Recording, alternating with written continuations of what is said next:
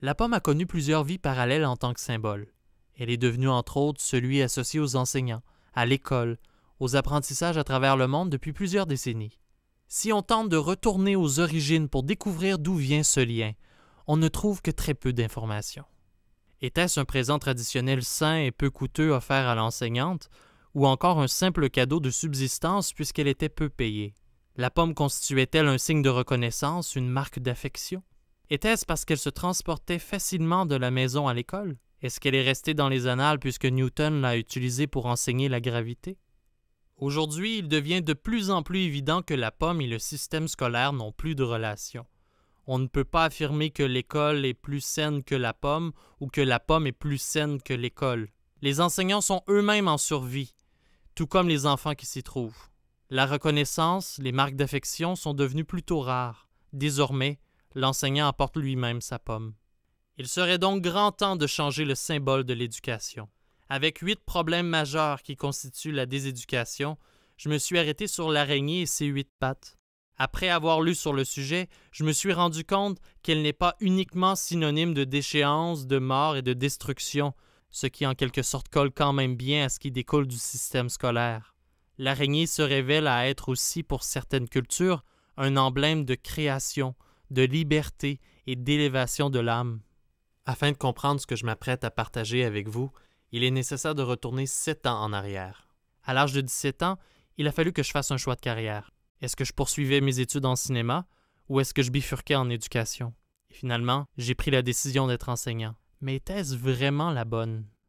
Un peu plus tard dans mon parcours, j'ai de nouveau été confronté à ce dilemme. Était-ce parce que j'en avais marre d'enseigner ou parce que le cinéma me manquait? Non. Disons que c'est un peu plus compliqué que ça. Cette fois, la différence était que ces deux domaines, pourtant très différents, devaient fusionner pour une noble cause.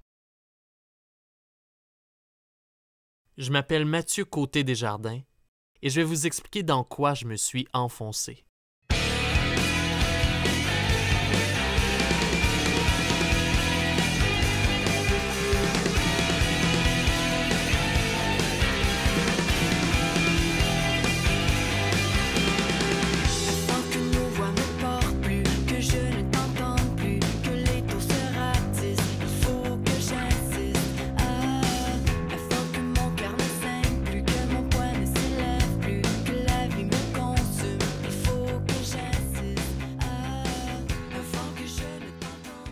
Il y a quelque chose qui se produit qui est assez étrange, puis qui est assez particulier, qui change toute la puissance sociale.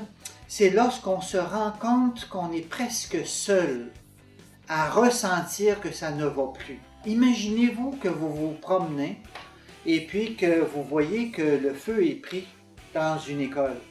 Puis vous vous rendez compte qu'il n'y a personne et vous êtes tout seul à voir qu'il y a le feu. Vous devez agir.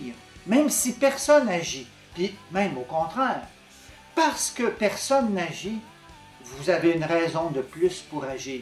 L'esprit critique, c'est une attitude, c'est une façon d'être, L'esprit critique, c'est grâce à ça, se remettre en question, remettre les autres en question, c'est la base de toute démarche, de tout à fait raison. Et ce qui me fait sourire, alors vraiment tristement, c'est qu'on a mis la critique parmi des compétences attendues. Il faut quand même le faire, l'esprit critique, compétences attendues. Là, vraiment, on a atteint le sommet de la signifiance.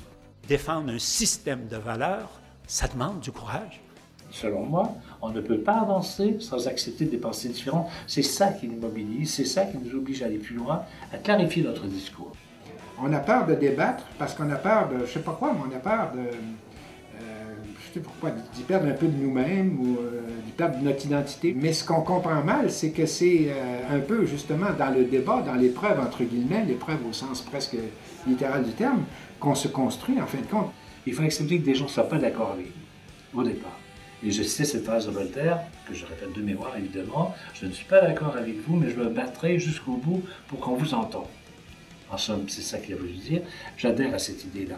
Parce que si on avait cette ouverture d'esprit, de se dire, voilà, j'entends un commentaire, ça ne va pas être ce que je pense, ce serait peut-être intéressant de voir qu'est-ce qu'il y a derrière. Qu'est-ce que ça m'apporte vraiment? Ça peut être très intéressant. On n'a pas le choix à un moment donné. Pour défendre une idée, on est obligé vraiment de monter aux barricades. On est bien d'accord. Mais monter aux barricades un jour, il faut faire la paix. Comment la fera-t-on, cette paix-là?